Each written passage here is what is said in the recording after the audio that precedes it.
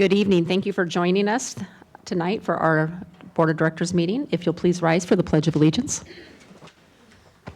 I pledge allegiance to the flag of the United States of America and to the republic for which it stands, one nation, under God, indivisible, with liberty and justice for all.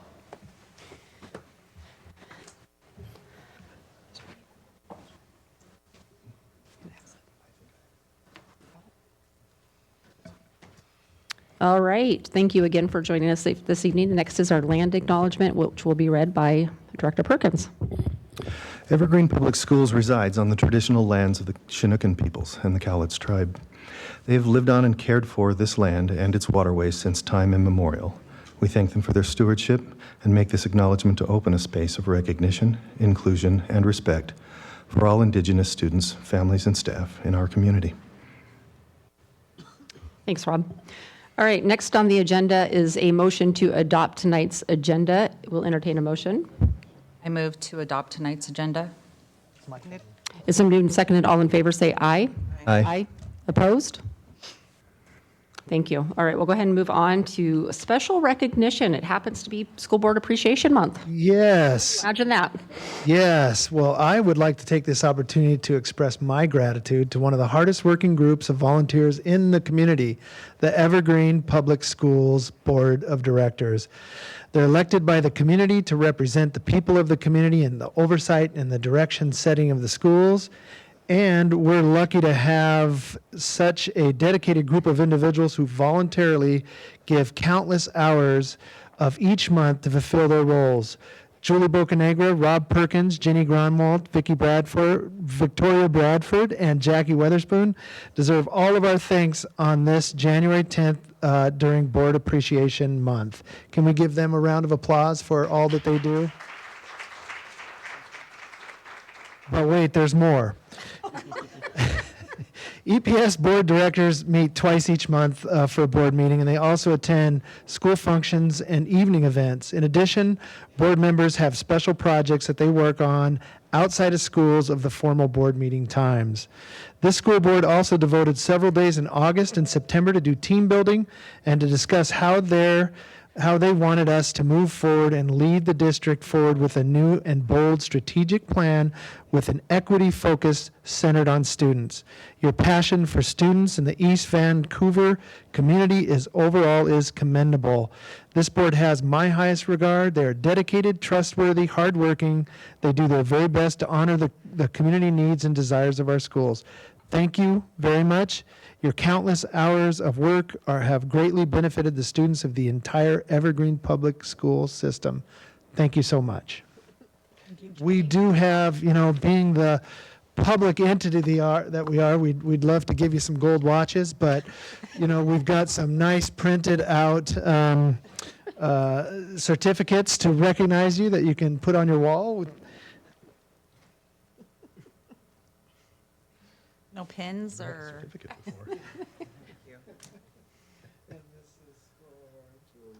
Thank you. Okay. Thank you.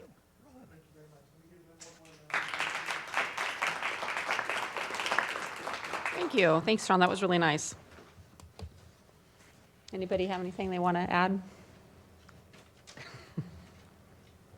I appreciate all of you, I agree. and just really looking forward to this year's work. All right. Well, let's go ahead and move on to the next part of our agenda. We have a presentation, Transportation Bid Award. Is that Sue that's giving us the presentation? Yay, Sue. Or the whole team. Come on up. We like it when the whole team comes.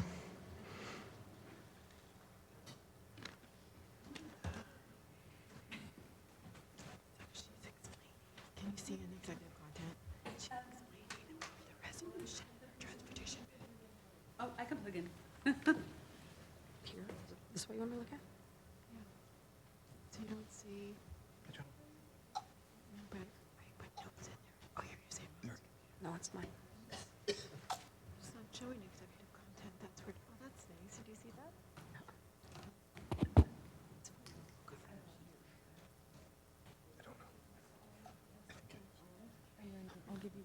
one too, if more than one person who's going to Okay. talk. And which do I plug in? Right here, and that'll go right. And then let me go switch it over.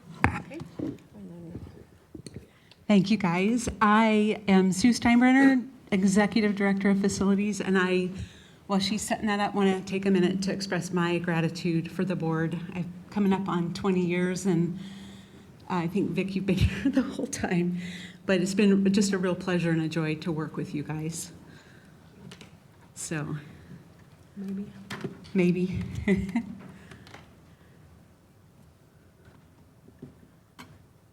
do I get it? let me just check under here, excuse me. While we're doing that, I brought our team with us because that's who I really want you to hear from. I am going to just go over some of the high points of the design, and Michelle from GBD is here with us to help answer any questions that I don't remember. And so we're just going to kind of go over a quick overview. There's only a couple of slides. I really want you to hear from these guys and what it meant. So if you recall, we bid this project, the transportation project was added back in via resolution when we realized in April of 2021 that we were doing quite well on our bond projects. So this is one of our projects we added in addition to Mill Plain, and then we just recently went through architect interviews for the music room additions. So we started design back in June of 2021. During that process, we realized that there were labor shortages, supply chain issues. That's really when that really started coming up. In that meantime, we bid the Skilled Trade Center, and we're just shocked by the numbers. So we were really a little bit worried about what these guys wanted and what we could actually deliver. So we developed 5 alternates, which we don't normally like to do because that's just kind of crazy on bid day. If you have a bunch of alternates, that's an opportunity for people to make mistakes. But we really wanted to be able to maximize what we were getting. I'll just wing it. I won't tell a joke. That would not be good. Anyway, so we put our team together. We selected GBD. I don't know if you remember Michelle from ASC. They also brought a native-owned company called Akana because we wanted to start working on getting more diversity in our design process. Akana is like I said, a native-owned firm that specializes in transportation design. So that was really great. Of course, we have RNC and then our stakeholders. We worked with a bunch of people at transportation, but with these guys pretty consistently in their different areas. I think it was a bit, probably Yvonne is not here, but I think it was a bit of a roller coaster for her. We're used to that. Projects come in over, you got to go back and revisit. And so we were kind of used to that, but I think it was a bit of a roller coaster for you guys at some times. Hello, add comments. There we go. Okay. So we've gone over this. We did, on the bid results, we did get 5 bids from very qualified firms that were all really close in the spread. There was one outlier that was a little bit higher, but the other 4 were right in the ballpark, which tells me our design drawings were rock solid. It's kind of scary when you get big spreads, especially when there's a lot of alternates. So we did get really good coverage. I'm going to show you here. Okay. Okay, so this is the existing plans. We had just under 15,000 square feet and really 5.5 service bays. Technically, there are 6 service bays, but the bays are really too small and there's not adequate room for tools and equipment and just a lot of inefficiencies. Well, it's probably 10 years ago now, we added some reels. That little box down on the lower right is an addition that was done. I always feel like it was just yesterday, but it was a long time ago. We added some reels for the shop so that they'd have what's in those are oil and air and all of that kind of stuff. Then I will go to the new plans. So we are now at 25,000 square feet, and really the biggest jump is more in the office or in the shop areas. And that's the part that, so we kind of right-size the shop.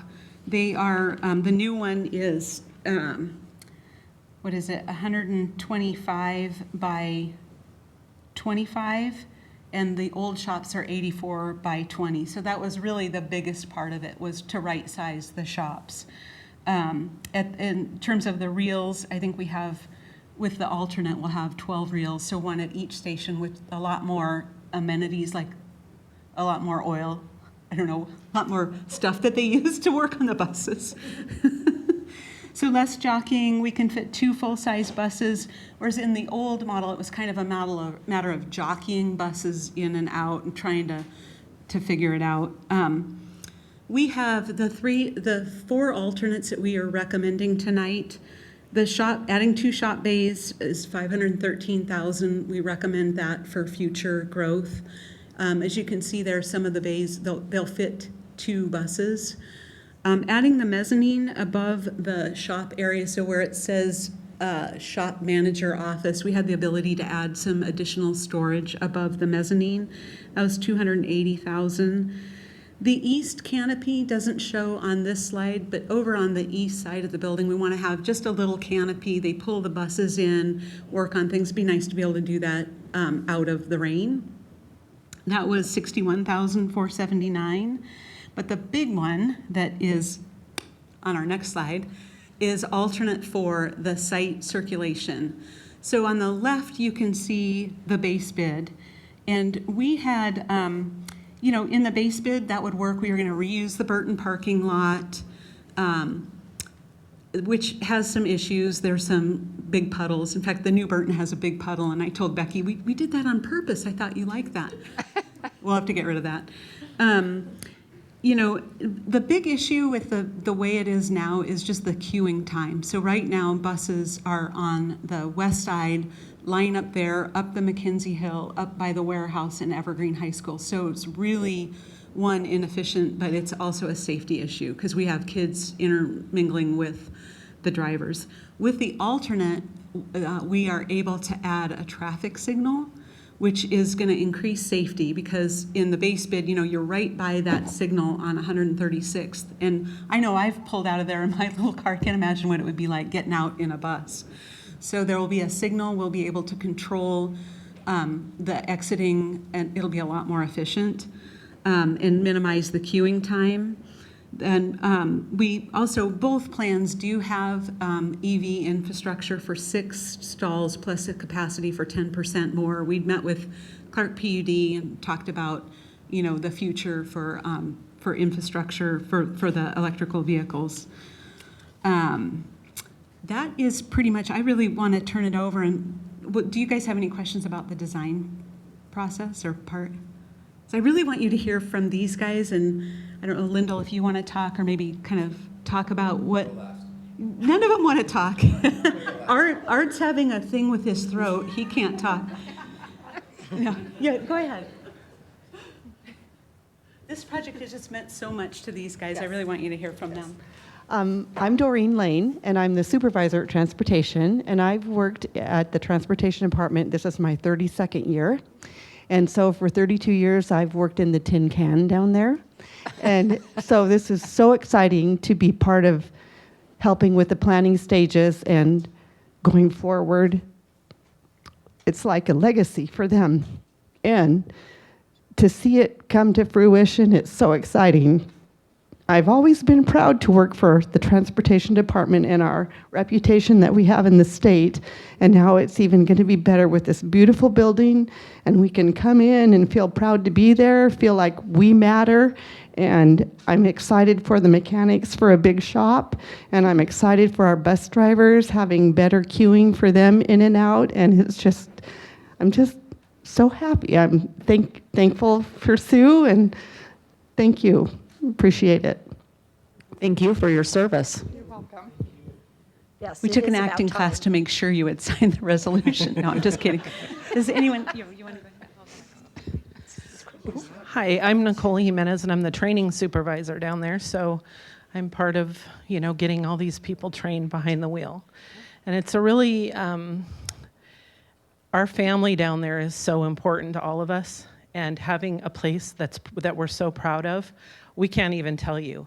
And for us, we have all of these people who come in and out of, all of the public who come in there to be trained and have never seen it or done. It's going to be so exciting to have all new things like this instead of our old pull down screens and our old, things like that. So we're just really looking forward to being, and already are proud of our situation, but even prouder. So thank you very much.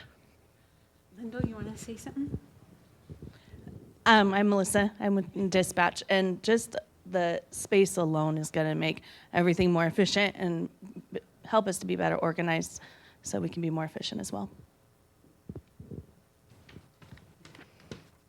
Good evening, everybody. My name is Lyndall Grant. I'm the Assistant Director of Transportation. And on behalf of our director, Yvonne Gaylord, who could not be here with us this evening, and the entire Evergreen staff, first, I would like to share how grateful we are to be a part of this rare opportunity. In a vision, the positive impact this new facility will have, I see a snowball effect. In the spring of 2024, when our staff rolls into their brand new facility, it will be thoughtfully planned, intentionally designed. I see a snowball effect beginning, and that snowball will begin to roll. They will feel welcome in their new workspace, and because it has been designed with our specific operations in mind, they will be more efficient at what they do. This efficiency will roll into increased productivity and reduced stress for all. Reduced stress will roll into a happier and intrinsically motivated workforce. This happier and intrinsically motivated, efficient workforce will literally roll on their buses into our community, sharing a rediscovered passion for their chosen vocations. This rediscovered passion will flow into every interaction with every student, with every parent and community member they come in contact with, and improving our public relations. Community members rolling down 28th Street will rarely be bothered, and they'll be grinning from ear to ear as our buses utilize that new traffic light controlled access into our compound. In this vision, the money and time that we've spent will pay dividends for decades to come. And in this vision, everyone will live just a little bit happier ever after.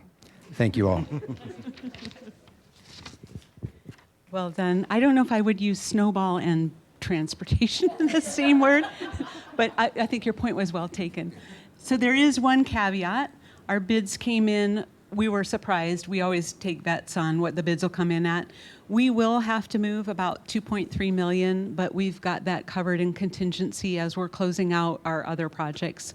So I just wanted you to be aware of that. We were super excited. When Adam and I put the numbers together, we just figured, okay, this times, 20% growth or whatever. We didn't realize we would get in. I feel like we're going to get so much bang for the buck with these numbers.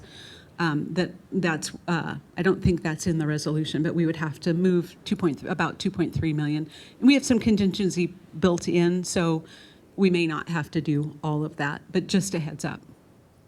Does anyone have any questions? Yeah. Okay, so when do we think we will be under construction, and what's our estimated finish date? So part of this project involves removing Burton, and we are scheduled, so assuming you sign the resolution tonight, we'll get the contract on board. There's a few deliverables we need, insurance and payment performance, all of that kind of stuff. So I would say by probably early to mid-February, we'll start mobilizing on Burton, tear that down, and then transportation will stay in the existing building until the new one is done, which we're hoping is around spring quarter of 2024. Oh. Spring break, I think. Okay. So it'll be, we've got kind of staging area. We're working through all those logistics. So it'll be a little bit of a hassle for a while, but it would be in like spring break of 2024. While you were sharing the design and then just listening to all of you speak, I was thinking about my little 2.5-year-old grandson who is obsessed with school buses and trash trucks. And I could totally, when we open this, I could see that being like a key place to take our littlest ones, to get them all jazzed for school and see the buses and stuff, because it'll be a safer, more appealing place to have tours for the little guys. And so I think it would be so fun. I'm excited for you, because what's amazing to me, because I have been around for a while, is what a superior job you guys do and have done consistently for years in a space that was very challenging to work in. And so I'm really, really pleased that we're able to move forward with this project, because it is definitely time. And so I'm excited about it. I think it's going to be super duper fun. Yeah. I agree. I think I had a chance to tour the facilities, and the break room is just not enough room for all of our drivers to be there. And so a space for them to be able to take their breaks and relax and collaborate with coworkers is going to be fantastic for everyone. And I don't know if you guys realize this, but the transportation team does a drive to help people out with, I ran into them at Cash and Carry, and there's transportation people, and they're loading up on stuff to give to their community and people who need it. So it's a really passionate group of people that really deserve this. We had to figure out how many crock pots you could plug in the break room. Hey, that's important stuff. Do they still do the bus rodeo? Yes. Okay, good, because I know you guys have won it so many times. So it's pretty amazing. It's been a great process. Go ahead, Rob. I've had a tour of the old facility as well, and I'm thinking that if dispatch gets twice the square footage they have, it's probably still too small. And so I'm really glad to see the layout and the enhancements planned. I got some feedback over the years about parking security and other elements of things like that, and I wonder if the plan has some, or if the department has some specific plans for for mitigating some of that. People have lost catalytic converters in the parking lot. Yes, we do. In fact, we just, a couple weeks ago, Janae, Shane got a Metro Watch person in the portable on the south, kind of east side, right below McKenzie Stadium, to be there full-time to monitor that. He's got screens there. When there's motion sensed, he can go, so it's more informed response, and he'll be there all night long, which is really great. Shane participated in the design as well, just in terms of safety and security, because that has been a problem down there. Speaking of safety and security, I forgot to mention that while they were on a tour that I didn't get to go on, a bus fell off the lift that it was on, so we do also have greater lift capacity. I think they were walking through, and the guy giving the tour was like, "Oh, I gotta run." A bus literally fell off the lift, so we'll solve that on this one. We don't have any- so. I'm looking forward to the new facility. It sounds just perfect. Anyone else?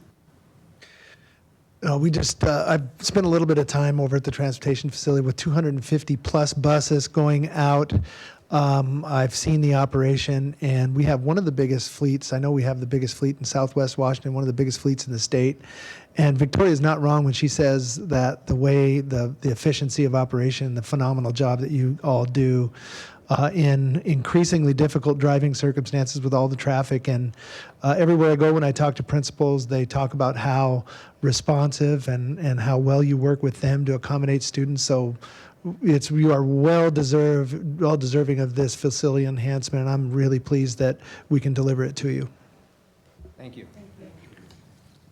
Thank you. Thank you for being here.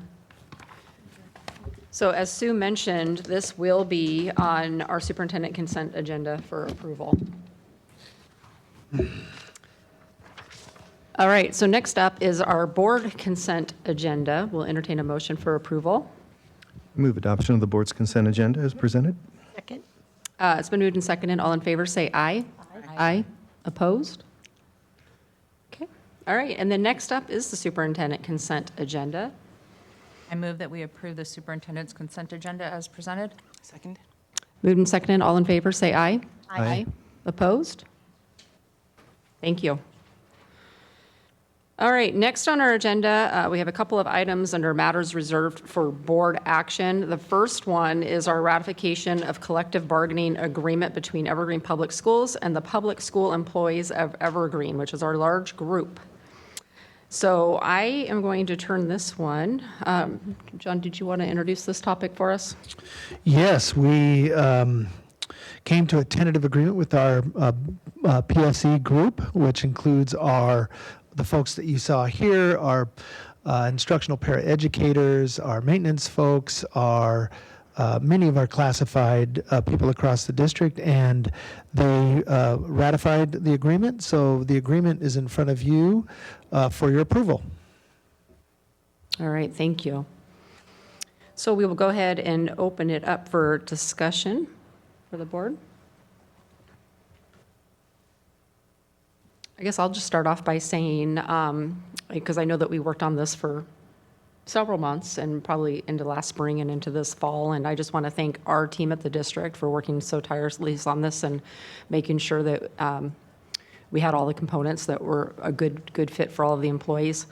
I also want to thank everyone who came to a handful of school board meetings and advocating for their fellow employees and their teammates, and we listened and we came to an agreement that I think that is beneficial to all. Second what Julie said. The testimony that people brought forward in connection with the contract negotiations actually showed that we have stories that can inform all the numbers that we use in advocacy, and we have people who are willing to talk about that. And as we get into that, I find I'm going to need them for the Federal Relations Network visit, and then later on when we're doing the advocacy over the legislative session. Having those stories and connecting those stories to the numbers will be much more persuasive and much more impactful than if just one of us goes into a legislator's office and shows them numbers and doesn't have the stories. And so even though it was, I won't say completely amicable all the time to hear those hard things, we know about them. And we can use that in our advocacy to raise the circumstance of the employees who serve our kids. Exactly. Yeah. Yeah. Thanks, Rob. All right, anything else? Any other comments from the board? All right, well then at this time, we will go ahead and entertain a motion for approval. I move for ratification of the collective bargaining agreement between Evergreen Public Schools and public school employees of Evergreen, large group. Second. It's been moved and seconded. All in favor, say aye. Aye. Aye. Opposed? All right, thank you. All right, next up for matters reserved for board action is to appeal the hearing decision for the IMC Book Challenge. This was brought forth to us at our last board meeting. We went ahead and tabled it during that discussion so our entire board could be here. I'm going to turn this over to Superintendent Boyd for a little bit of background because this one, again, has gone on for a while. Happy to give it. Last spring, we had a parent come forward with a concern about a particular book, and the book is 47 by Walter Mosley. A hearing was, there was a formal appeal of the book asking for the book to be removed. The IMC, the Instructional Materials Committee, that's the body that hears decisions related to books. They voted to remove the book from the 7th grade library and 7th grade classrooms. And so they moved to, the parent appealed the book. The IMC voted, I think, 10-2 or 14-2 or something to remove the book from the library. So then we had an appeal to the board related to the decision of the IMC to remove the book. And so the board's job is to either uphold the decision of the IMC or overturn it. John, just to clarify, the decision was to remove it from the classroom libraries, not the school library, correct? That is correct. Okay. But it's in the main school library. It is in the main school library. I'm seeing the head nods in the audience. Okay, thank you, John. So we'll go ahead and open it up for questions and discussion amongst the board. And so it's being removed from the 7th grade shelves, libraries, until it's determined that it's appropriate or not, or has it already been determined? And so what does that process look like?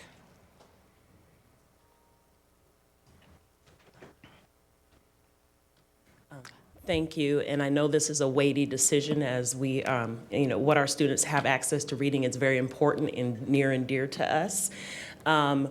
Our instructional materials committee, as Superintendent Boyd stated, voted 11 out of 14 to remove it from the 7th grade classroom libraries. So in the meantime, our team is crafting a plan to ensure that teachers know how to deliver this kind of content in a culturally responsive way. So it doesn't mean that it will never return to 7th grade classrooms. It could mean that it may return at the 8th grade or the 9th grade or the 10th grade level. That is under review. And so I can have our team come back and give you a timeline and some more details about the process, but that's the context under which it's being reviewed to make sure that when we do deliver such materials, it's delivered in an appropriate way. And will that go back through the IMC, the committee? Yes. So you mentioned that it was being reviewed to come back not to 7th grade, or that was still being decided? We're still looking at it. Okay. Is it appropriate? And which grade level is it appropriate for? So, and I apologize because I wasn't here for any of the discussions on this. I was out of town. But it felt, from the information that I have, it feels like we have kind of two things happening. We have the removal of the book from the 7th grade classrooms. Yes. Is it only the 7th grade classrooms at this point? Correct. Okay. So only the 7th grade classrooms, but it's still in the library, main library, and in 8th grade, I Correct. assume 8th grade. But then we also, kind of what brought us to the challenge of the book, I think, from my understanding, I feel like the process maybe either wasn't followed or it needs to be revised. I know personally, I have some pretty strong feelings about book banning, just in general. But I also know that certain books need to be age appropriate. But I also know especially when you start getting into middle school and high school, there's a wide range of how different students are going to receive information. And so the questions that are coming to my mind is, one, how do we have this wide, rich range of literature for our students? And some of these topics are really hard. But they also, I trust our teachers to be able to guide our students in those discussions about really hard things. But I also believe pretty strongly in that if a student and their parent feels like it's either triggering or they're not ready for this conversation or whatever, that we want to have an avenue for them to maybe have another piece of literature that can get them where they need to be academically and have good discussion, but still not be offensive or challenging for that particular child.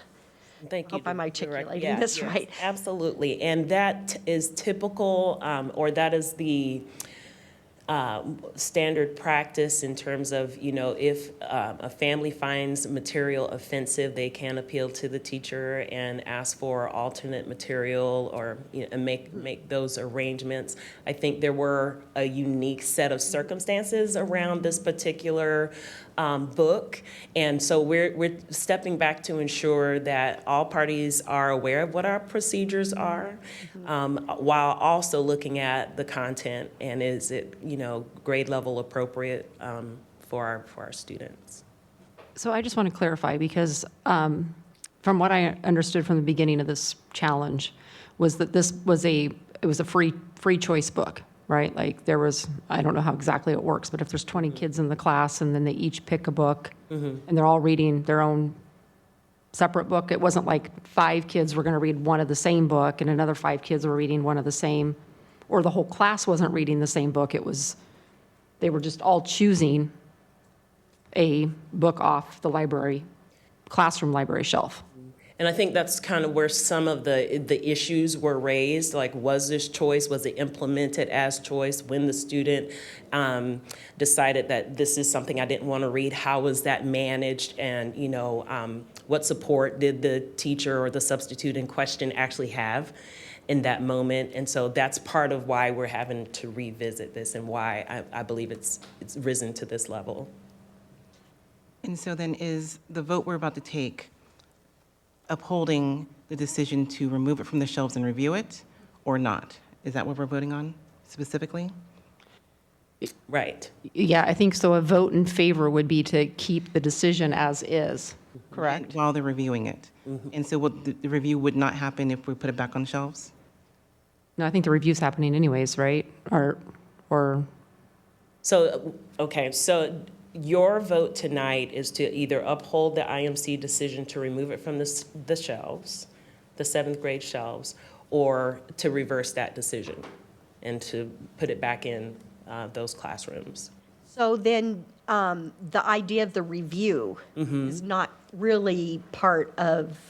So either way, if it remains in our classrooms or if it's removed, we will continue to review it and make sure that our educators can deliver the instruction appropriately.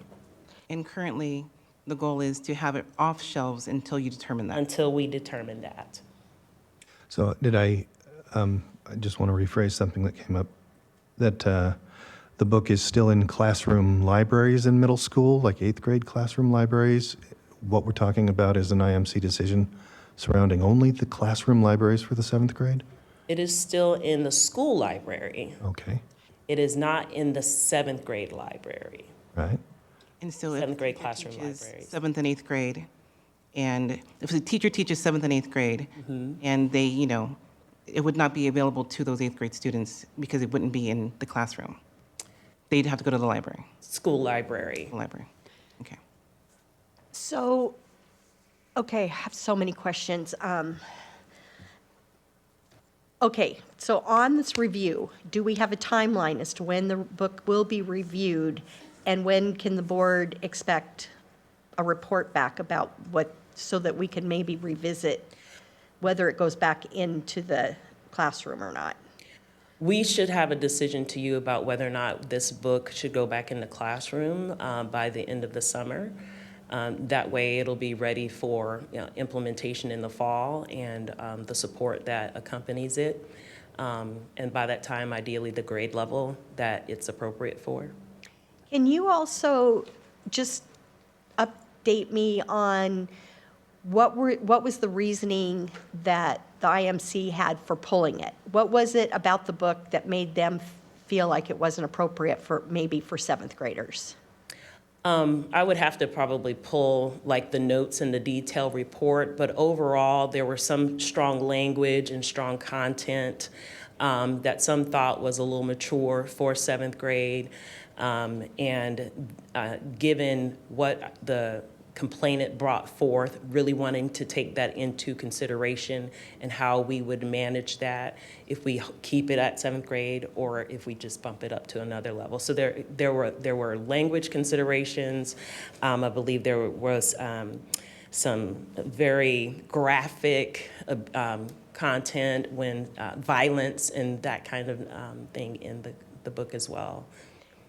So when the student has the opportunity to choose the book, any book, In an ideal in the scenario. classroom setting, is there some kind of a list of the books that they can pick from? And does it have kind of any descriptors or any kind of things that say, you know, language, you know, some kind of like heads up about it so that a parent and a student would be able to go, oh, I don't know if that's for me, or, Right. So you know, or a parent might want to look into it more, or, you know, just anything like that, so that there's some kind of, yeah. like Amazon, you know, Yeah, bio, ratings and like you see on, when you go on there.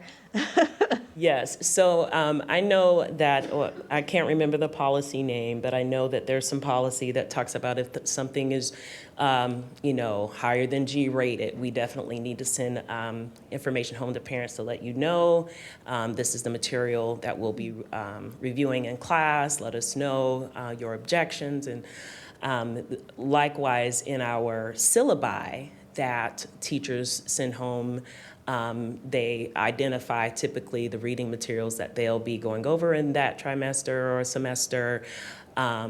Typically before a unit of a controversial text, you know, a message or some, you know, things are sent home to families. What we're trying to ensure, though, that this is standard practice. So part of our work is to ensure that that happens more consistently. Because sometimes if you've been doing this and you've been teaching these things for years, and not necessarily having some of the recent, you know, discussion and controversies, it's easy for some of those practices to kind of fall and take for granted that your curriculum is clear as it stands. But we realize we're in a day and age right now that we really have to be particular and cautious and very clear so families can make decisions about the materials that their child gets to read. So the review that we're doing won't just be about 47. It will be, yes, and it will be just in general, how are we to approach these materials and make sure our leaders and our teachers have those procedures pretty explicit in their practice. So my question was going to be then on, because every book has an age rating, right?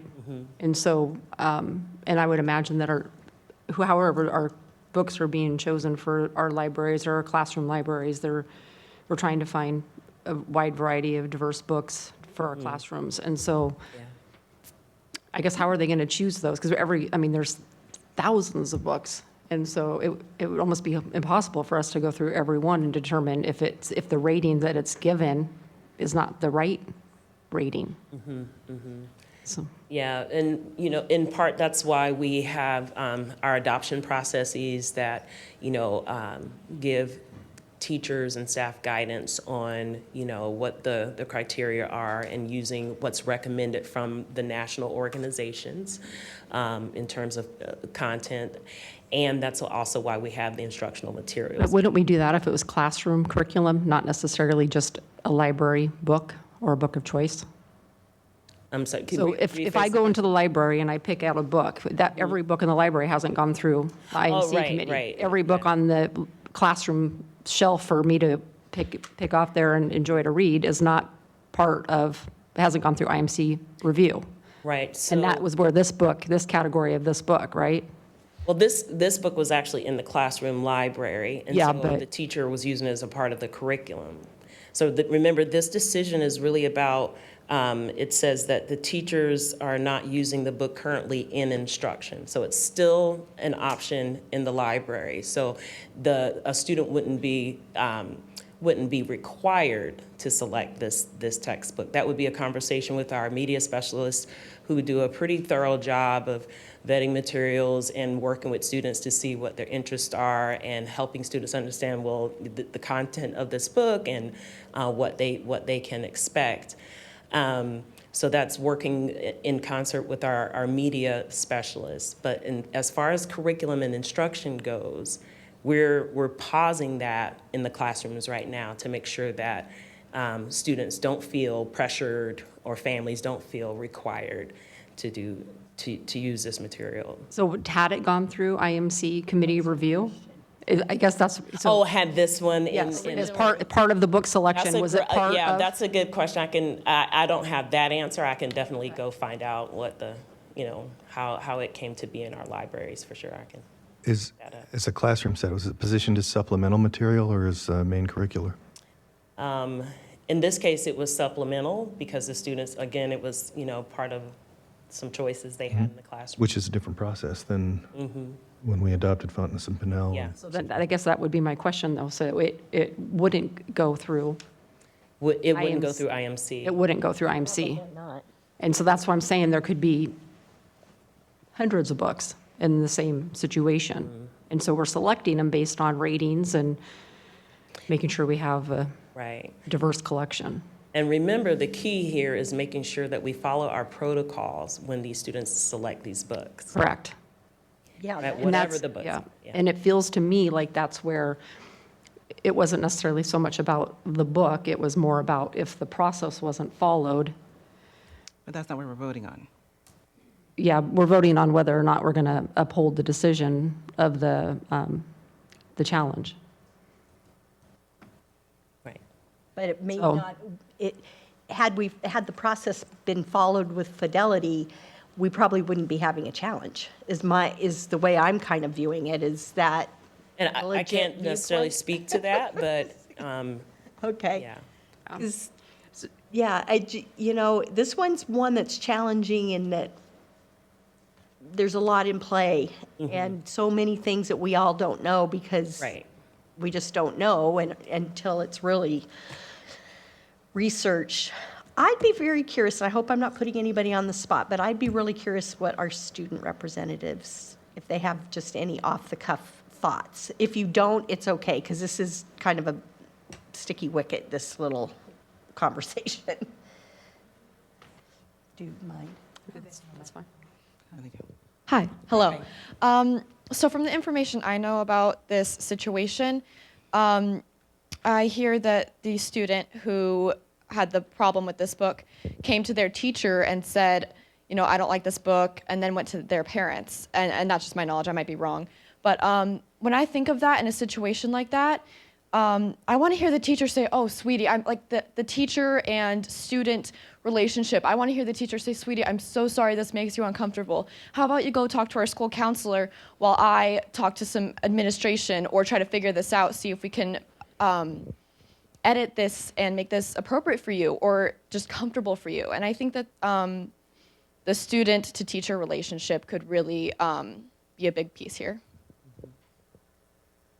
Absolutely. Thank you. All right. Do we have any other questions for Dr. Williams? Rob? Victoria, I know you have lots of questions. Oh, my gosh. Well, you know what? Everybody's got really great points on this situation. And my personal belief about this is I don't want to pull a book that a student may miss out on a really amazing learning experience. But I also, on the other hand, am not going to force a kid to do something that's going to be really uncomfortable and could possibly be detrimental to just their state of mind. So I think, and I hate to do this because I'm not usually one who rides the fence on this, I think I could be possible I could vote to uphold it if we had a definitive end to the review with a very clear picture as to why or why not this book should or shouldn't be in that classroom. I definitely want to make sure that it's still available within the main library and in the older grades have access to it in their classroom collections. So that's kind of where I'm going, but I'm doing it against my better judgment in a way because there's just so many weird things about this one because I don't like the idea. I think it's a slippery slope when you start pulling books because one person doesn't like it. But I also don't want any student to feel like they're being forced to read something that's really hard emotionally for them to deal with it and we have a lot of kids with a lot of different types of triggers that could, you know, and I want it to be age appropriate. So that's, I know, does that sound like I'm like, What I talking hear you both saying, sides of the is it fence? okay if I paraphrase? So what I hear you saying, the deadline of when the decision will be made about what grade it's appropriate for, and what the plan is, will help you feel a lot more comfortable about upholding the decision. Okay. No, go ahead.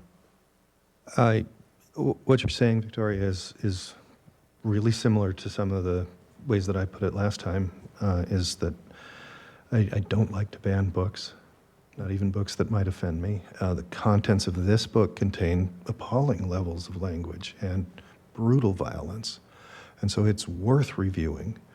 But at the same time, it's a story that I could easily see very specifically teaching my kids. And us having conversations about that as a family. I don't think it could ever be read aloud in a school. And that's not nothing. That's not nothing. But by hearing that the book is still in the school and that there are trained and compassionate teacher librarians who can recommend or warn, the only thing left for me would be that review. In order to affirm the IMC, because if that really was the thinking of the IMC, I'd be on board with it. But last time I also talked about, could we make the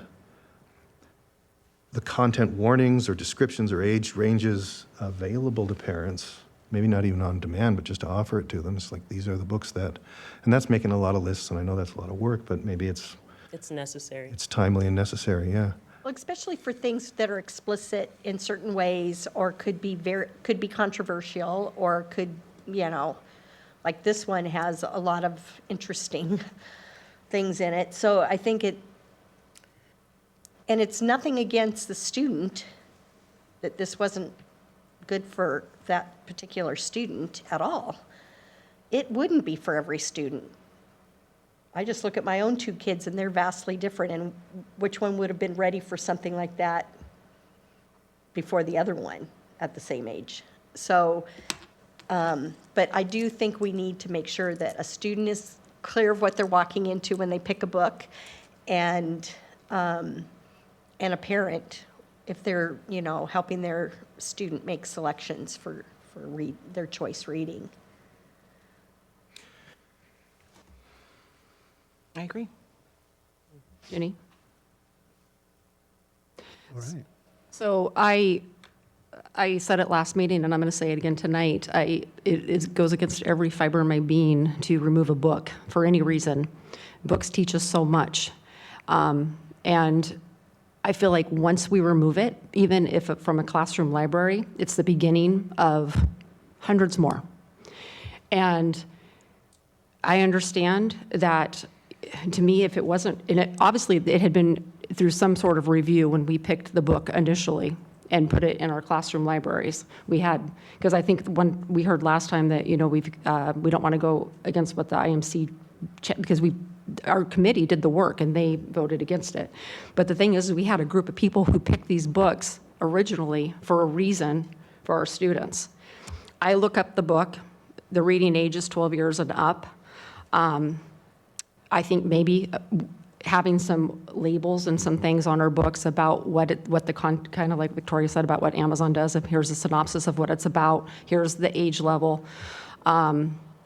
And we do a better job of, if a student says, this book is not appealing to me, I really want to pick another book, absolutely. We find another book that is going to help that student learn. But I can't do it, so. I get it, totally. Yeah. Because I'm having a lot of heartburn about it. I think once we remove it, doesn't come back. And I appreciate the work that would be, because it's going to be a lot of work to go through and make sure that we have all of the things on these books, because we have to sometimes, unless we're going to read every book in our library, it's going to take a lot of effort to go through unless we're using what's out there, it's already published about these books, like for age and what the synopsises are. I think too, one of the things that is a little, and I can't believe I'm going to say this because it's like opening Pandora's box, but normally when it's been so long since we've had any kind of a book challenge of any. I mean, we just don't get them, and it's certainly not been anything of controversy for sure. And in today's climate, it's, we're seeing districts all over the country having challenges, and they're pretty brutal. So I'm grateful we're not in that situation with this situation, but it does beg the question, if this is if this warrants all of this discussion and all of this decision-making, and we're feeling incredibly conflicted about it for various reasons, but nobody's here really advocating or not one way or the other for this book, So I almost feel like, can we have a way that the book gets reviewed without pulling it, and knowing that it's kind of under review, that we just make sure on that particular book, which we should do anyway, is make sure that it's very clear what the challenges might be with this book for some students. I don't know.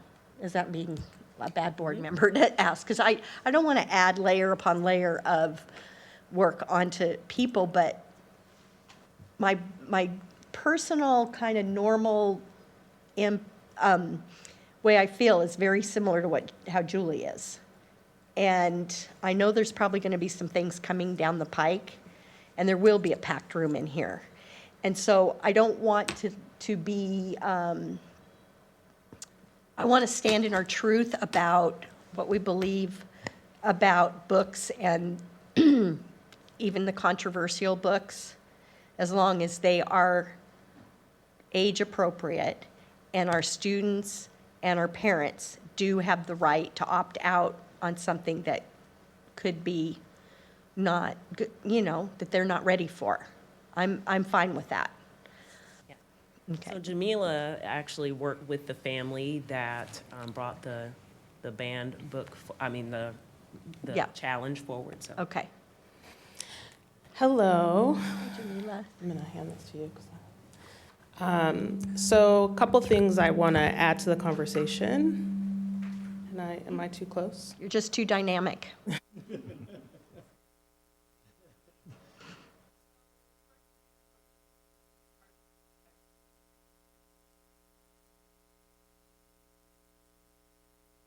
Understand the challenge around and the conflict and tension about removing instructional materials from the classroom. And I think that in this situation, I think what we have stated as our vision is that we want to eliminate disproportionality. And so when this book challenge was brought forth, it's because it was having a disproportionate impact on a particular demographic of students, and that's Black students. And one of the things that was important for me to be able to support this Black family was to be able to say to them that if you're experiencing something that's making you feel like your humanity is being diminished, that's being deprioritized, that I would do something as a leader in this district to be vocal about that. And so I understand that there's tension, but the reality is that sometimes we have to make decisions and center the voices and center the perspectives of the people who are marginalized. And that's what I know that this district is working to move towards. And I understand it's hard to make those decisions sometimes, and it's hard to stand in them because we do have to worry about the blowback and the consequences and all of the things. And I understand that you're weighing all of that very critically, but I just want to make sure to say that we also have to center the perspective of the marginalized. And I would not put this book in front of my Black nieces and nephews at 12 all the way up to 18, because as a Black person who is a descendant of slaves, it is incredible incredibly traumatizing to have to read that kind of account without conversation, without discussion, without community around you. It's hurtful. And so I understand that maybe that isn't something that other people experience who are not Black when they read that book. But I stand here in front of you as a Black educator and woman that has family from Louisiana, and we have slavery in our ancestry. And it hurts. It feels different. And so I understand that we need to think about banning books, and from what I understand about the decision from the IMC, this book is not being removed from Evergreen. And so we have to be really specific with our language. We're not banning a book. We're just moving it out of the access for this group of students. So we are moving it out of the access until and if, this is the decision and discussion the curriculum and instruction team needs to have, we can provide a classroom environment that has community, that supports students to be able to have this conversation about this level of brutality and dehumanization in a way that doesn't leave a child feeling isolated, left alone, and marginalized, and continuing to perpetuate what's already true for a lot of our Black students who only are 3% of our school district. And it's very important that we think about that 3% as we're making these choices. So I just want to make sure to put that in front of us, because I think that that's actually what we're trying to work towards in terms of our beliefs and our vision around eliminating the disproportionate impact on students. I appreciate that input. I really do. It was something while I was reading that made me thoughtful as well as, Oh, flexing into that space a little bit. Is families who have those stories in their past don't need Yes. Walter Mosley's story. They've got the truth, Yes. right? Yeah. yeah, and I think what's happening with me as a white woman, but also having biracial children, I'm always kind of like making sure that their needs are getting met because of my white lens that I look through. So, I'm also, and this maybe is just my own political mind thinking about what's probably coming down the pipe for us, because I have heard some of these arguments in reverse. Sure. You know what I'm talking about. It's the whole anti-CRT thing. It's the whole, it's going to hurt our white kids kind of a thing. And I can't get behind that belief, because I know our students of color, they live with it every day. So if our white kids can have to be a little uncomfortable sometimes, well, we've got to be able to manage that for all of our kids. And so I'm really so torn, because I don't want to do anything that would traumatize any kid. I mean, that's the last thing I would want to do. And so I'm just trying to wrap my head around, how do I say, take it away from the whole class, when I probably would never make that decision in another type of book that maybe somebody that looks like me would be all offended by. So one of the things that So I help think, me, just because I'm really having a hard time. yeah, I hear I it. need you yeah. to tell me And more so I can. That's what I said. I understand the tension that we're sitting in this decision. And one of the things that we talk a lot about in our equity inclusion work is we want to uphold dignity. And so we have talked about this in developing the equity operational expectation, and that it's less about respect, but it's dignity. That every human being is born and worthy of dignity, period. So we don't advocate for any book that's going to have a child feeling like their dignity is being violated. And so there's a framework for dignity, and one of the first elements that we talk about in developing a culture of dignity and belonging is that we want to make sure that we can accept identity. And so we do think that it's important for our white students to understand their history and not to feel like we're not accepting their identity as white humans. Like, And the same thing is true for our Black students. And in this situation, what I'm trying to name for you is the way that that book portrays the Black body and the way that that book creates imagery around the humanity of a Black person. It's a violation of dignity if you're not able to discuss and debrief and unpack it. It's really just a demonstration of violence in front of your face about the Black body. And that family had a visceral reaction to that. And as a support for all of our students here, but with a particular compassion for Black students, I think it's important for us to listen to that violation of dignity is happening, and taking this book and setting it aside. There are so many other opportunities for students to learn about history without it having to be so brutal and visceral. So I think that the book would be better as a class discussion book. I wouldn't want to read the words out loud myself, but at least then there's an opportunity to discuss it. That's not what this book is. This book is a small group read where students are supposed to actually talk amongst each other about the book, which they're actually not set up to do that. That would be difficult at that age, for sure. Imagine for a Black child to be the only Black child in the classroom, and this is the book that is being discussed, and they're also still hearing these types of words being used in our society right now, the N-word. They're seeing the brutality of the Black body on the news, and then they have to go to school and pick up this book.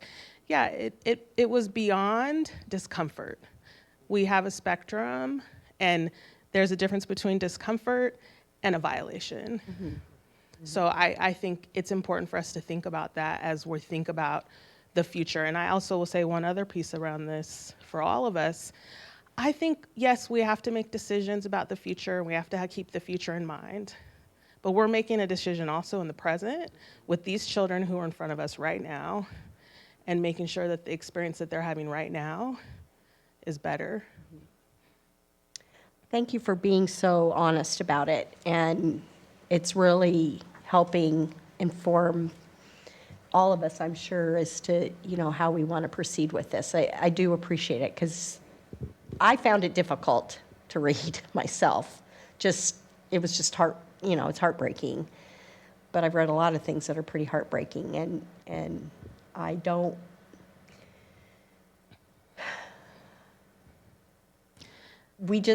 It's that balance between acknowledging the truth without re-terrorizing the students now. Does that make sense? It does. It does. And one of the strategies that I know is in application in the curriculum is around windows and mirrors. And so I think in this situation, there's a difference for a Black student. It's a mirror. It's not a window.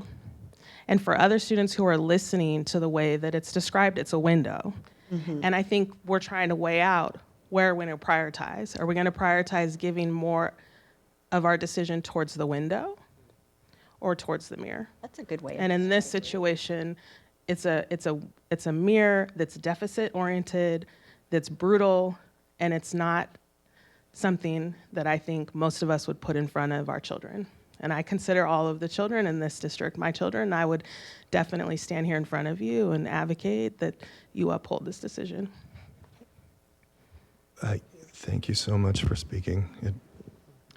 It places the question along a different spectrum than banning, not banning, or how books are shelved, and speaks to the compassion that we've also directed our staff to have.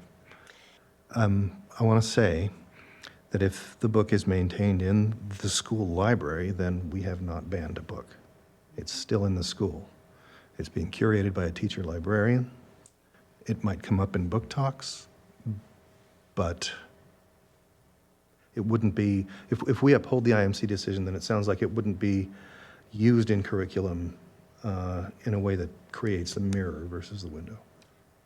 It also, in asking the question that I asked earlier about what was the reasoning behind the decision, that's what I would have liked to have heard. That was the reasoning. So what it's telling me is we still, and we all know this, that we have a long way to go, because personally, I would hope that a teacher who has an awareness about what we're talking about would have said, you know, this might not be a good choice this time for this student or these students, or what, I mean, that our teachers or just our schools in general, looking at each book that's there for our students and looking at it through that lens, that is their dignity maintained? You know, just all the different things that Jamila was talking about. We probably have some stuff to do. So- And like Julie said, there's a lot of books out there. Yes, there's a lot of books, because I'm going to tell you, when I read this book, I think it was last summer, we were at a board meeting, and I had just finished reading the book, and I asked Dr. Williams about the challenge, because I had no idea who was bringing it forth, because I thought there was probably about 5 different reasons why somebody might want to bring forward this book. So that's kind of where I'm at. And what my point is that I could pick up any book probably in the entire world and find something in the context that somebody might not agree with. And that's where I feel like,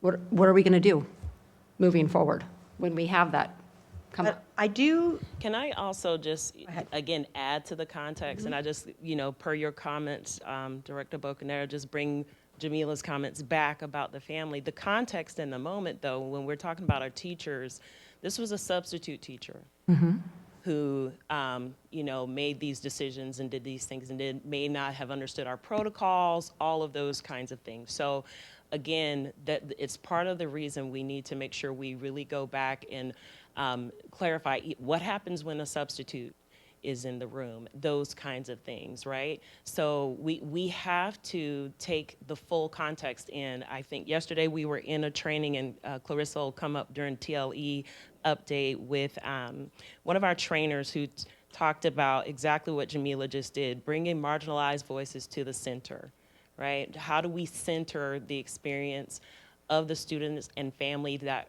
brought this issue forward, and use that as we go back and fix how we do this so that we don't harm our families any further than we already have.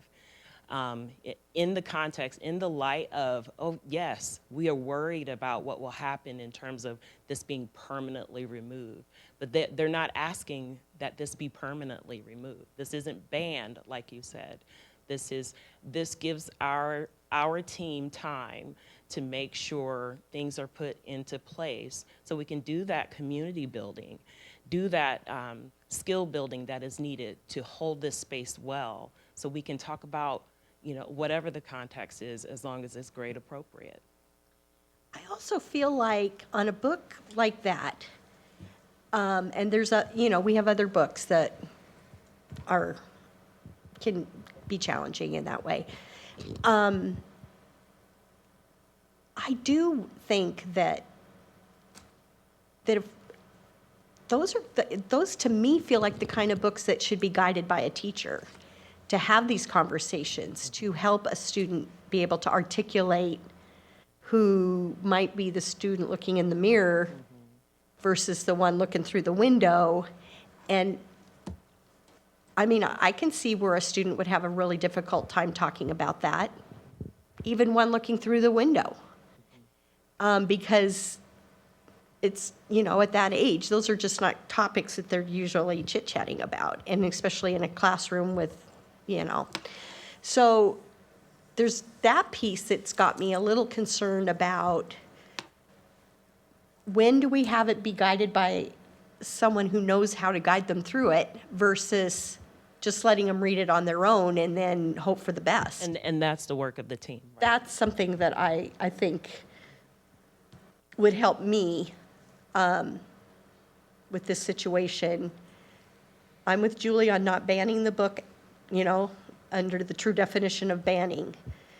but I am willing to have work done to get us to a point where this book, when introduced to a student, is going to be introduced to a student in a way that someone will facilitate the conversation and what that looks, the appropriate way to make that work. Does that make? I think so, but, we probably need a motion at some point. I don't know if we have any further discussion. Do you have any other? No, I mean, I probably could go on all night, but no, I won't. Rob, do you have anything else? I don't think so. Jenny, do you got anything you want to add? No, I made all my comments at the last board meeting for. Okay. We, Jacqueline, you good? Okay. I feel really reassured that upholding the IMC's decision will not ban the book. In fact, I'm a little more assured because it's behind the curating process of the teacher librarian that way and can be targeted at the few 12-year-olds who really can handle this material and really use it as a window, as I might have been at the age of 12. Tremendous learning opportunity, and also so many ways to teach that. So what are we thinking? Is that the motion should be? I think somebody needs to make a motion, so, because we'll need to move forward, we're going to have to take a vote. And so the decision for us to make is whether we uphold the decision of the IMC Book Challenge. And so I think that would be. Can we amend the motion? Oh, yeah. Yeah. To include a time for review that will be looped back to the board with a really clear idea of what's going to happen with this book. That way we know, as far as what is decided, that once you've reviewed it, looked at how it's used, looked at our procedures, and maybe any modifications that need to be made, that we come back to this book. But in the meantime, it stays in the library. It stays in the classrooms that have older kids, if they're using it in there. So, yeah. I still kind of, So the decision was to have it removed from 7th grade classroom libraries only. And that's what we're voting on. That's what the motion, that's what we need to make a motion on, and we can amend it in any way that So could we amend need it to but- say that it's removed temporarily from the 7th grade classroom? But then we're not pending upholding review? IMC's Yeah, decision. the Oh, I see motion what could you're be talking to, about. the motion could be to uphold the IMC's decision pending a review by senior leadership about the process of supplemental material selection, and also to direct the superintendent to schedule an update for us later on in the calendar year. Thank you, Rob. That's the motion. So moved. So moved. I'll second that. Okay, it's been moved and seconded to uphold the decision of the IMC with the review and an update later on this year. Okay, so all in favor say aye. Aye. Aye. Opposed? Yay. I just want to commend the board for, one, all of you read the book, all of you really thought deeply and thoroughly. You asked really good questions about that. Thank you for Jamila Singleton and our TLNE staff to come and clarify that. And so very proud of the decision-making that we did today. Thank you for really deeply thinking about this issue. I just want to add one thing. I did vote against it. However, I am in favor of the review. That was never a problem for me. I always wanted the review and making sure our process is sound in the classroom moving forward. It's really about the removing of any book for me. And I do appreciate the input that we received tonight and helping us guide through our decision, because I think it's very important. Thank you for that. Okay, let's move on. Superintendent report. Yes. Find where I was. Yeah, just a quick couple of things. One, we had the Burton ribbon cutting earlier this week. That was phenomenal. And I had the privilege of being able to say, let's go cut the ribbon. And note to self, don't ever ask a room full of a closed gym full of elementary students to make some noise. I fear I might have made a couple of kids cry. It was so loud. But it was wonderful. The school, I had a chance today to do my regular visit there, and they are just uplifted by that facility, absolutely uplifted and excited, and that was a wonderful thing to be able to do. And then I had, during my school visits, I'm doing empathy interviews with students, and I go in and I ask some questions, open-ended questions, to really learn what's happening in the experience and the lives of students and staff. And one young man, one of the questions I asked, I said, if you have a magic wish, what would you change about school? He said, absolutely nothing. Are you kidding me? We have a second floor. So he was so excited about that. Cute. Very cute. They're so excited about that school and what's happening there. And then we've moved forward with implementing the timeline for our budget reductions. As you know, we've talked about a figure of $15-20 million needing to reduce. Of course, we had the work session with the board and our union partners, and we've spent some time reviewing the situation with our principals, and we'll have some ongoing communications to our staff coming up, as well as a thought exchange for our whole community to get some input related to the budget as we the budget reductions moving forward. So we're implementing the timeline. We'll come back and continue to review. We'll put those on your board updates weekly so you understand what's happening. We're building a website. Actually, the website is built, and we're building the pieces to it with CFO Jennifer Jacobson's presentation. She did it on a Zoom, and we recorded it for the public. We are putting our guiding principles up and really being as open and transparent as we can about the whole budgeting process for our community to be able to get down into a more deeper level if they choose to do so. So stakeholder feedback through thought exchange, working with our principals, connecting with our union partners, of course, through the board, back and forth, leading up to a decision so we can hit our contractual timelines moving forward. So, and that is my report. Thank you, John. All right, next up is Teaching and Learning and Equity Department update.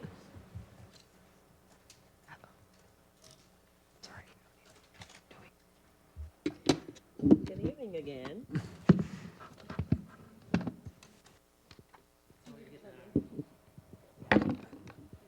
Sure that I actually fixed it in there.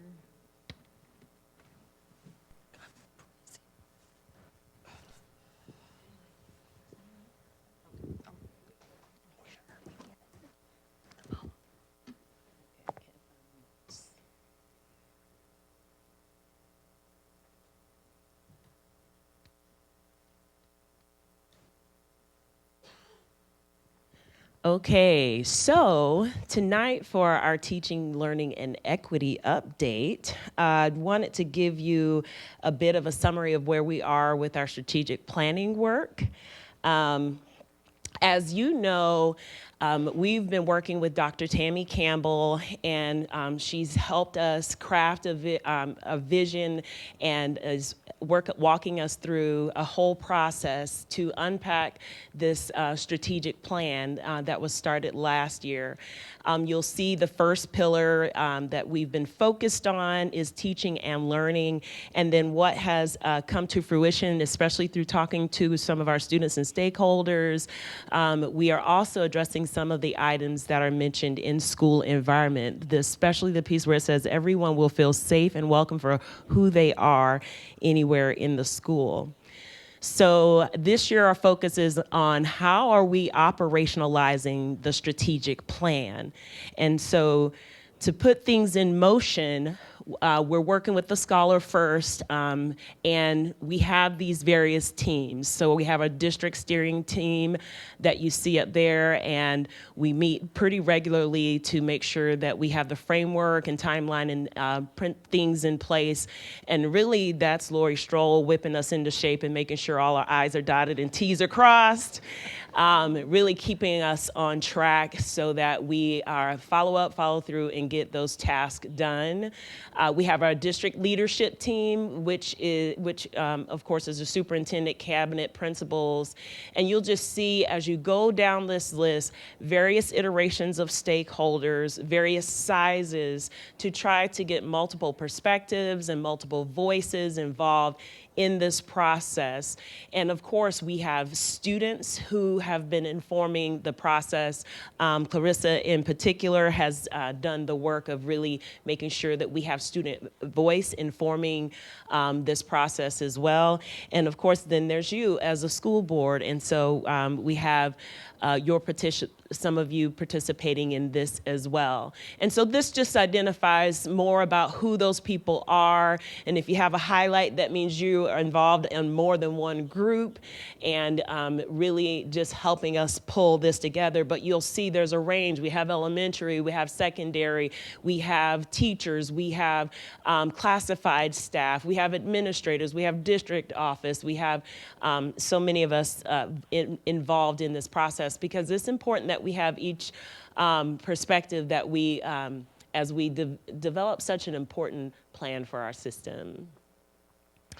And so up here is our status update, and Dr. Campbell's like, make sure they see the status update that we are working. We have things in progress up there, and so eventually those items will turn green. But we do have a student-informed vision of excellence, and we are working on our core values, because it's going to be our core values like we just discussed when we were talking about that book challenge, and we're really trying to center who's important and how do we hold people accountable to serving each and every one of our students responsively. That shows up in our values. So we're doing some deep work around that. We have our central office theory of action in motion. We're actually going to meet with Dr. Campbell next week with those teams to continue to refine what those steps are, those strategies for our theories of action and so on. And so we will continue to work our way through this timeline so that we can launch this plan in June. And so, again, this is based off of our vision for Evergreen Public Schools, where it says each person in Evergreen Public Schools community is welcome, included, empowered, a member of our school district, and works together towards student success. Notice that's highlighted. Note that there's an arrow there, because we've needed to really unpack, what do we mean? What do we mean when we talk about student success? And so that work has resulted in these I am statements. And I definitely would love to hear from Sullivan and Covenant at some point about, when we look at these vision statements, is this the experience we want for our students in Evergreen Public Schools? And so the team, again, with input from the stakeholders that Clarissa and the rest of us have been working with, there has been consensus around these 6 statements. I am my true self at school, and I am loved. I belong, I am seen, heard, and empowered. I see myself and others reflected in our learning and in our school. I am eager to learn, set goals, and work toward my dreams. I am an independent learner who knows what I am learning and why I am learning it. And ultimately, I thrive academically. This is the result we are hoping for each and every one of our learners when they leave Evergreen Public Schools. And this is how our students rank them. So our students were able to look at those 6 statements and those 5 statements and identify which ones they thought were most important. And notice, they want to really engage in the learning and set goals and know what they're learning and why. And so when we look at this process, this isn't necessarily a new idea. Evergreen has had strategic plans and so forth before, but we this year are doing a version of it, a slice of improvement through the math focus that we have this year. So as you can see, we've been working and reporting to you through our SIP supports. We have a vision for what math learning looks like. Each student will make sense of rigorous mathematics in ways that are meaningful. Somebody else wants to join the conversation. Each student will make sense of rigorous mathematics in ways that are meaningful, collaborative, and relevant in order to ignite curiosity and passion for mathematics. So again, being clear about what is our vision, how do we want our students to learn and feel while they're learning. And then we can't forget this goal and the pencils. Because this is one of the indicators that we are on the path of creating success for our students. 13% isn't the end game, but it's an indicator letting us know whether or not we are on track. And then our theory of action. So again, mirroring very much what we are already doing in our strategic planning process, we have a theory of action for how we are elevating mathematics. And you'll be hearing a little bit more about that at the end of the month. We'll have a couple schools who weren't able to present at the school improvement meeting in November. They'll come out and share a little bit about what they're doing with their school improvement plan. At the end of the month, our principals are turning in a mid-year status update. How are the students doing based on all the efforts that we're putting in? What do we know so far? And what are we going to continue to do in order to help our students reach the ambitious goals that we have set for them? What was really neat, today we met with our elementary team, and this was probably a learning session like no other. What we did, our amazing curriculum instruction team designed a lesson where we gave them time to actually plan with our instructional leadership team, and principals pushed into elementary classrooms teaching math lessons. And I had the opportunity to go over to Crestline and watch Nick Hansen teach fourth grade math. And it was a hoot, and students loved it. And just to have our principals really experience firsthand what's happening with the curriculum and some of the challenges and opportunities with that, so that as they're working and supporting our teachers and our learners, they have a more authentic experience in terms of supporting them. So I'm just really proud of the work that the team is doing to really dig in and learn what is really working well with students. The focus over at Crestline was around discourse, our students articulating their understanding and thinking, not just stating answers. I think it was one of the first times I've seen students just stay with the concept of a problem before rushing to just give the answer. And so really thoughtful work around conceptual understanding happened, and it's all living inside of this theory of action that we're trying to execute as a system.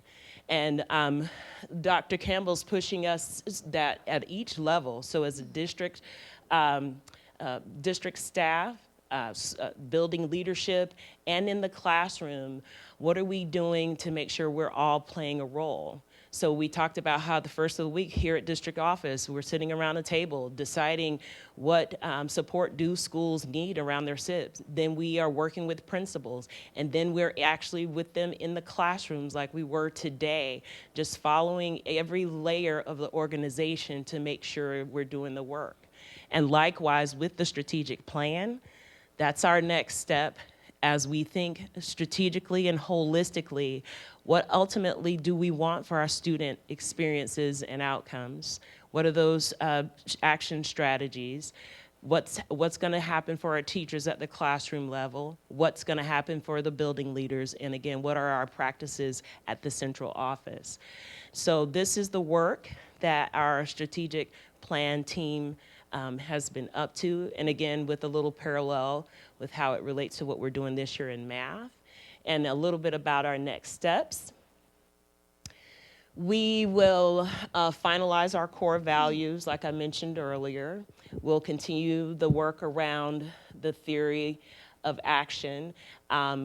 And we actually have a strategy team for each of the pillars forming, where Dr. Campbell's asked for about 20 stakeholders per pillar. So we'll have over 80 stakeholders identifying best practices and strategies to ensure that we're we're really aiming toward those goals. And then, of course, we will continue to finalize and operationalize the plan that we saw earlier in terms of the timeline and status updates. What questions may I answer about the strategic plan process?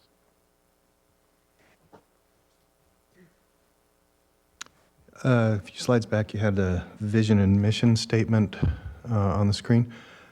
Were those the statements that were developed in 2021, or have they had some refining since then through this work? The student success part was added, Okay. but other than that, it's the same. I was going to say they look familiar to the work that we did when we were in that focus group. Okay.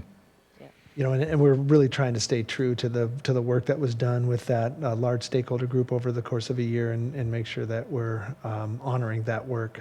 I can see all the similarities in there. Yep.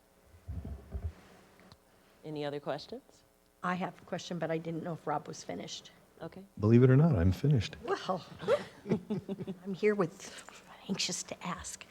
I'm curious because this is a very different way that we're working the plan, which I love. And I guess the question I always have on when we make a change like that, this is so systemic into the system, all the way to up and down. How are people handling it? I mean, do we have? I know we've got some success here just from being at the school improvement plan meetings and hearing those conversations. But when you're out there in the schools, are you feeling like people are getting on board? Are we still kind of like wobbly about it? I can take a bit of a crack, and then you can. Both of us are in the schools to a large extent, sitting with principals, walking the classrooms, being in math classrooms, and it's not without its struggle. I mean, change, and this is, you think about the elementary math, and it's a significant change in the way that we approach teaching and students. It's what we've always wanted to do, and that's put the kids in charge, having them do this struggle, own their own learning, and not let them off the hook, but facilitate it in a way that all the students have a voice and continue to move forward in their math. And it's not, but in the teachers and the principals that I've talked to have really embraced it, particularly at the elementary level. The new curriculum, the training that happened in August really propelled them forward, along with the supports that Dr. Williams illustrated up here, and the focus that we have with our entire district around math has created some that snowball effect we heard about a little bit earlier, and so I can tell you that I'm actually very shocked at how well people have not only received it, embraced it, but led around it. It's been really, really wonderful to see. And I just have to agree. I think people appreciate clarity, and they appreciate support, and they appreciate consistency. I think one of the hesitations when I did my first 60 days of kind of interviews with everyone is, are we going to stick with this plan? Will something else come and we change, we pivot? But just hearing comments about us being consistent and focused on instruction and looking at data, even though there are tension points, right, around what that means. People, I think, just appreciate the focus on student learning. I appreciate that. And I always, when you go through a significant change, I always worry about what the emotional bandwidth of the people making the changes are going through, and especially coming off of the last couple of years, where it was highly stressful for everybody. I mean, there isn't a person that didn't feel the pain. And so, that has been on my mind, is how are they handling the shift on the heels of the crisis kind of era, and that. So, because I just want us to keep that side of it in mind as we're going through this, because it's not going to get easier anytime soon. but I'm excited to hear. I'm very excited for the pencil to not be the one that they use at the golf course to fill out the card, but will be the big one with an eraser on the end. I like your analogy. You know your point about just having gone through so much and people's bandwidth, and one of the things I believe I've learned in some of the professional learning and research around trauma is people need consistency. They need structure. You know, it's when things are constantly changing that, you know, adds to that frustration.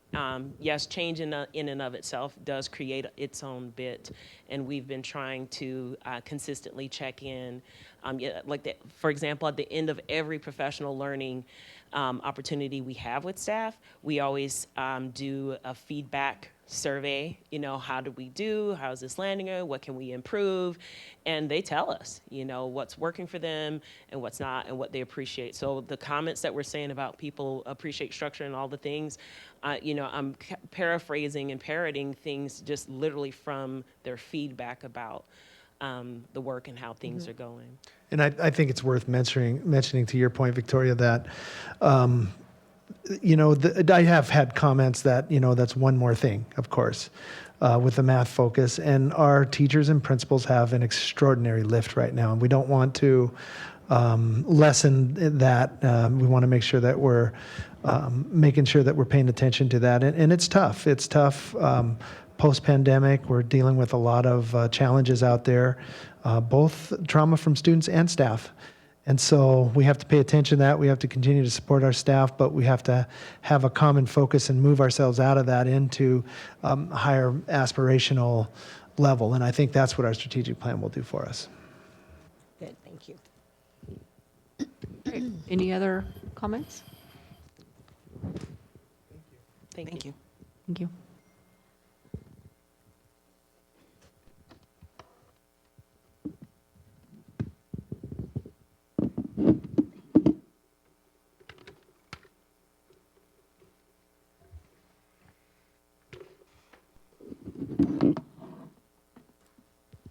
Oh, great. All right, good evening. I'm wishing you a happy new year, if no one has done it yet, our first school board meeting of the new year. And I am actually walking in gratitude. I'm reminding myself of all of the wonderfulness that is around me. And I couldn't have asked for a better example of how to introduce this, what we've been working on since we last met, which are these establishing of our staff affinity groups, than the conversation you all were able to have about the book challenge.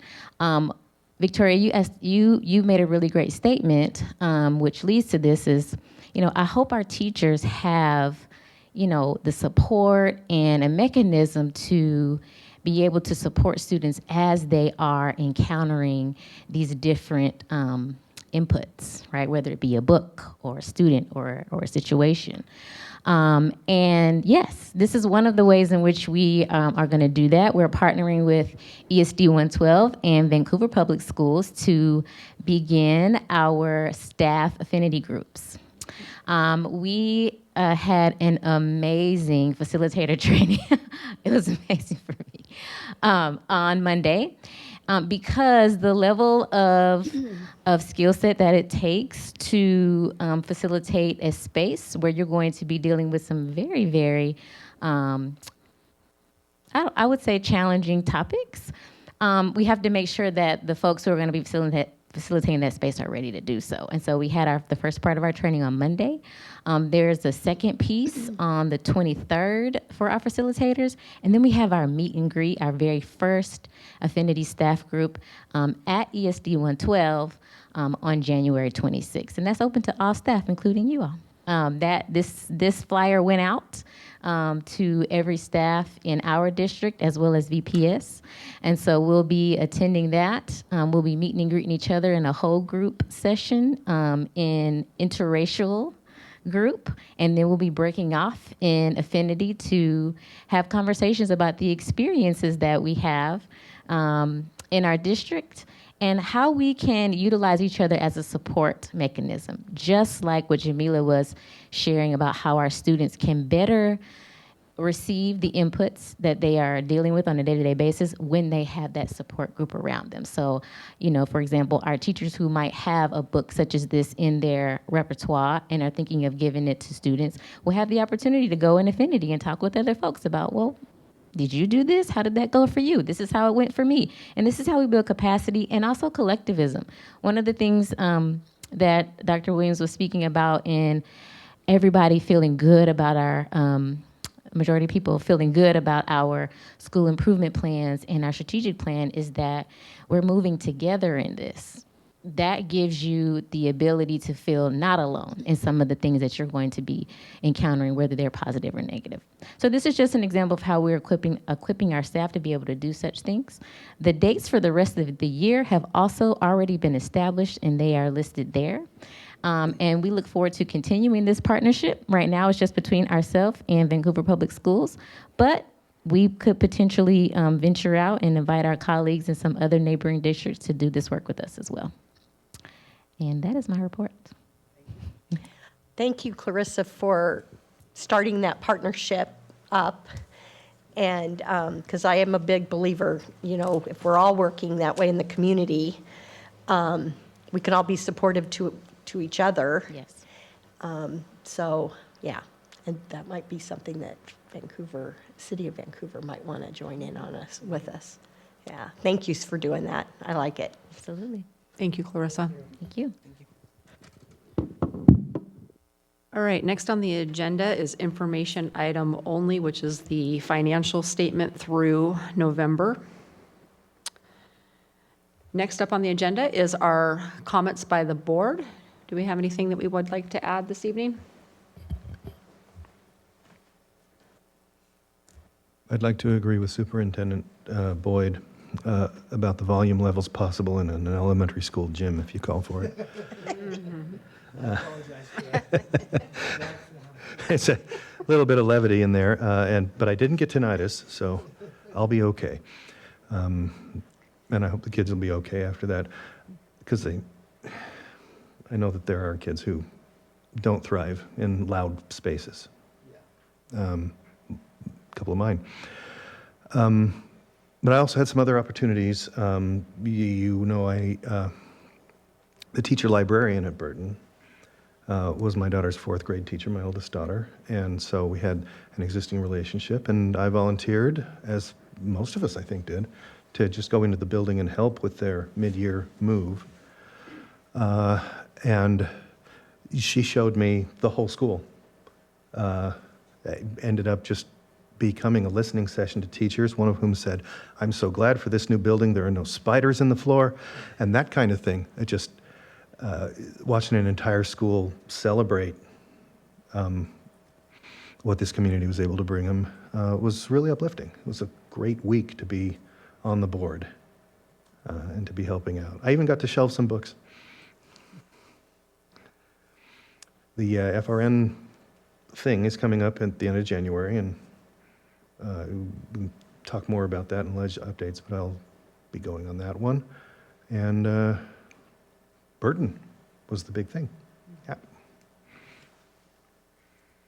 I was sorry that I was sick and couldn't go to the Burton opening because I was really looking forward to that. I love that school. But I feel like I haven't seen all of you in so long since I wasn't at the last board meeting. So I'm excited for the new year. It feels, there's going to be challenges, obviously, but I'm very keen on seeing our strategic plan keep moving down the path and the work that we'll be doing on our end to make all these things happen and be supportive about it and be those communicators out in the community as this is rolling out so that people are aware of what's happening in our district because there's a lot going on. Yeah. Thank you. Ginny? Burton was amazing. Always loved the new schools. Looking forward to seeing the transportation building get built and Mill Plain get finished because that's coming next. Yeah, it's going fast. Yeah, it's really fast. I drive by it quite often. I'm pretty surprised how quick it's going up. Although Burton, I think, went up pretty quick too. Yeah. It seemed like that went up really well. I guess for me, the only thing I have is I was invited by Leadership Clark County to participate in their education session as a panelist to speak on equity in education. So that's coming up in February. So I'm looking forward to participating in that. Most of you know I used to be the education chair for the Leadership Clark County. So it's been a while since I've been with the group. So it'll be good to go back. But excited to discuss equity in education with the current leaders going through Leadership Clark County. That sounds like a good opportunity. Yeah. Glad you get to do that. I'm glad you get to do that. It was a really good day for me when I was going through that program, and so insightful. Yes. Especially the people that you brought in to talk to us. I'm glad to see another group going through that. It's always hard to pick the topics for Education Day with Leadership Clark County because there's so many of them. Just a few. Just a few. Jackie, anything you want to add? You're good? Student reps, do you have anything you'd like to add? Just a couple things from me. I did also enjoy Burton. I just want to give some recognition to the Principal Chase and the entire staff that did an amazing job getting that school together in the 2 weeks on winter break. It was quite a feat. I mean, Lori and I were there the day before it opened, and I was like, there was a lot of boxes. Two of the most positive people I've ever met. Yeah, they did a fantastic job getting that place ready to go, and it was a fun event. I want to remind everybody about Tuesday, the 17th. Join us to listen to Superintendent Boyd's vision for the district. So make sure you have that on your calendars, and it'll be a fun night. All right. Anything else before I move on? Okay, next we're going to do future agenda items. Is there anything we want to add to our list? I know Rob and I have a meeting this Thursday, so if you have anything, reach out to us.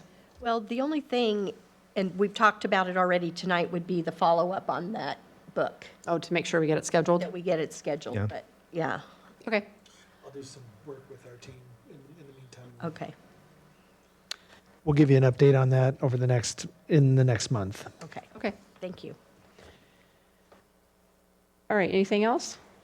All right, next we'll move on to public comments. Any community member wishing to address the board may do so during the designated time on the agenda for public comments, as long as the comments are not personnel related or about an individual employee or student and are not legal in nature. Each speaker will be allowed 3 minutes to address the board. Comments are to be directed to the board of directors as a whole and may not be addressed to any individual member of the board, the administrative staff, or the audience. Please state your name and district affiliation, if any. It looks like we've got Gary Wilson who's signed up this evening. Come on up, Gary. Welcome. Yeah, Gary Wilson, Evergreen School District. Last month I had shared about the WASDA General Assembly. Hold on 1 sec, so we'll get you Is the this other one? mic. Oh, Is that it? It's on? Okay, thank you. Yeah, last month I had shared about the WASDA General Assembly on September 30th, approving Policy 61, which basically stated parents are major stakeholders in their children's lives and education. And in light of that, in November, I asked if I sent you the proclamation to recognize Parents' Rights in Education Month. And I was told, yeah, you guys had something else in mind for that month, another proclamation. So last month I was asking if January could be recognized as Parents' Rights in Education Month. And I didn't hear a definitive yes or no. So I guess I don't know if January's still open for that, but if not, I know February's probably got another proclamation probably lined up, but I don't know if I should continue asking for a future month or January, or and I'll just ask if just a yes or no, and if no, maybe just why. Just since this is in line with the WASDA's General Assembly Policy 61. I guess, yeah, if and other school districts across the state are also, have approved it. So, yeah, thank you. all right. Thank you, Gary. All right, at this time, it doesn't appear we have anybody else signed up, so at this time, we will call for a recess where the board will sign documents. We will reconvene in a board workshop where we will have a review of the 2023-2024 draft school calendar. We will have a school board representative planning, student board representative planning, and then we'll do a legislative update. After that, we will go into an executive session to discuss the performance of a public employee. Thank you.